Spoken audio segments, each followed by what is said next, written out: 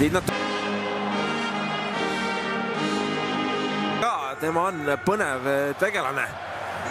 Aga kui siin natuke kohta lunastama finaalturniir.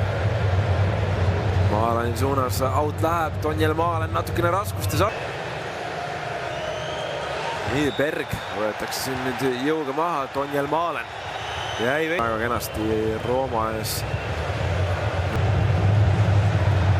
Norral oli lubav rünnak tekkimas ja nüüd ütlesin ka lubav rünnak tõsiasi. Mechal, Jurjen Timber on vigane, oma jagu puudujaid, aga sellegi poolest vaatame nüüd Hollandi leis. Tukene nüüd liiga kõrge kaar tuli sinna sisse.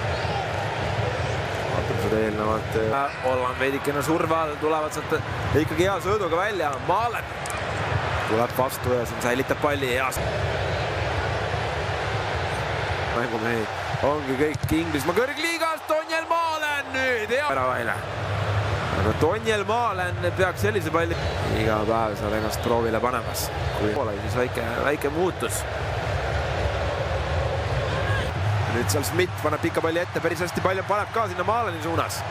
Nüüd seal hea mehed.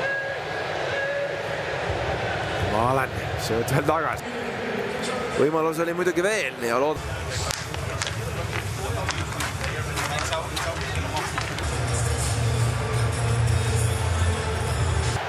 vasakusse äärde sööt läheb Maalen ja nopid posti kõrvalt läheb see löök nüüd mööda. Tonjel Maalenil suurepärane olukord. Ikkagi mõnus siin võita. Kas või isegi viiki mängida Norra poolt, aga nüüd tullakse veel. Pikem pall läheb ette Tonjel Maaleni suuna. Maalen. Xavi Simons on valmis. Kui probi tuleb, siis jah.